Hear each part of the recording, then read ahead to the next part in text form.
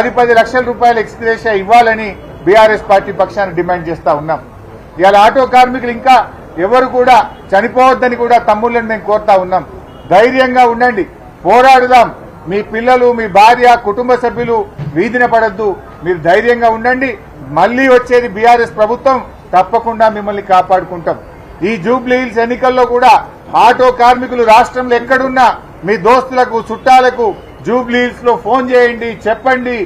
ఈ రేవంత్ రెడ్డి ప్రభుత్వాన్ని సురుకుబుట్టే విధంగా, ఓడించే విధంగా అందరికి జూబ్లీ హిల్స్ లో ప్రతి ఓటరుకు, ప్రతి ఆటో అన్న ఒక 2 ఫోన్లు చేయండి, ఓడించండి.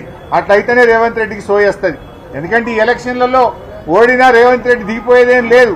కమ్సే కమ్ ఒక్కటే, ఆటోలందరూ కలిసి నన్ను ఓడగొట్టిందని ఆయనకు బుద్ధి వస్తే మీ డబ్బులన్నీ వస్తాయి, మీ బతుకులన్నా బాగుపడతాయి. ఇవాళ పక్కన చంద్రబాబు నాయుడు ఆంధ్రప్రదేశ్ లో ఆటో డ్రైవర్లకు ఏడాదికి 15,000 ఇచ్చిండు కదా. నీ గురువు ఇచ్చిండు కదా రేవంత్ రెడ్డి, మరి నువ్వెనికి ఇస్తలేవు?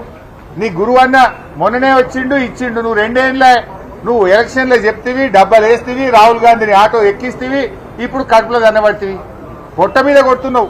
నేను ఇప్పుడు ఆటో ఎక్కి వచ్చిన రమేష్ గౌడ్ అట అబ్బాయి, రమేష్ గౌడ్ డ్రైవర్ చెప్తా ఉన్నాడు, ఆటోలు వస్తా ఉంటే నేను ఆ కొడుకు ఫీజు కట్టలేకపోతున్నా సార్, నా ఆటో ఇన్స్టాల్మెంట్ నెలకు 9,000 ఉన్నది సార్, ఇంట్లో భార్య తిడుతున్నది సార్, కేసీఆర్ ఉన్నప్పుడు రోజు 1,500, 2,000 సంపాదించినాం, ఇప్పుడు 500-600 వచ్చుడు కష్టమైతుంది, నైట్ డ్యూటీ చేస్తున్నాం, డబుల్ డ్యూటీ చేసినా ఇల్లు కిరాయి వెళ్తలేదు, ఆటో నేను అది ఇన్స్టాల్మెంట్ ఫైనాన్స్ కట్టలేకపోతున్నాను రమేష్ గౌడ్ చెప్తా ఉన్నాడు.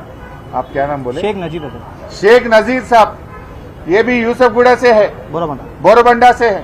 షేక్ నజీర్ గారు కూడా ఏమంటున్నారు, నా కొడుకు హాస్పిటల్లో ఉన్నాడు నీలోఫర్లా, కనీసం నీలోఫర్ దవాఖాన్ల సూదులు, మందులు కూడా బయట కొనుకొచ్చుకోమంటున్నారు, దవాఖాన్ల సాఫ్ సఫాయి లేదు, మందులు ఇస్తలేరు. ఎట్లా బతకాలి మేము ఆటో డ్రైవర్లము? రోడ్లు కూడా ఒక ప్యాచ్ కూడా రోడ్ లేదు సార్, 2 సంవత్సరాల నుంచి రోడ్ ప్యాచ్ కూడా లేదు, బండ్లు మొత్తం ఖరాబ్ అవుతుంది. రాహుల్ గాంధీ ఆటో ఎక్కిండు, ఆటోలు కడుపు మీద కొట్టిండు సార్ రాహుల్ గాంధీ. అజరుద్దీన్, రాహుల్ గాంధీ ఇద్దరు కలిసి కట్టిండు. అజరుద్దీన్ కూర్చుండు, ఇద్దరు కలిసి రాహుల్ గాంధీ జూబ్లీస్ లోనే ఇద్దరు కలిసి కూర్చున్నారు. ఆటోలా కూర్చొని ఆటోలు కుటుంబంకి మొత్తం నాశనం చేసిరు. మరి ఆ జూబ్లీస్ ఇలా మోకా వచ్చింది 100% సార్. నేనైతే 10 రోజు ఇంకో ఎలక్షన్ దాకా కంపల్సరీ బండి ఆపుతా. 2 సంవత్సరాల నుంచి ఏం లేదు కానీ 10-15 రోజు ఎలక్షన్ దాకా బండి ఆపి ప్రతి ఒక్కరికి అందరికి ఫ్రీ ఆటోలో తీసుకెళ్లి ఒక్కొక్కరికి 10 ఓట్లు వేపిస్తా. ఒక్కొక్కరు అంటే అన్ని నా బిల్డింగ్ లో ఎంత మంది కిరాయికున్నా అందరు తీసుకెళ్తా, ఫ్రీలో తీసుకెళ్తా సార్, ఫ్రీ సర్వీస్ చేస్తా ఎలక్షన్ లో, ఇంకా కంపల్సరీ చేస్తా సార్. సో ఇలా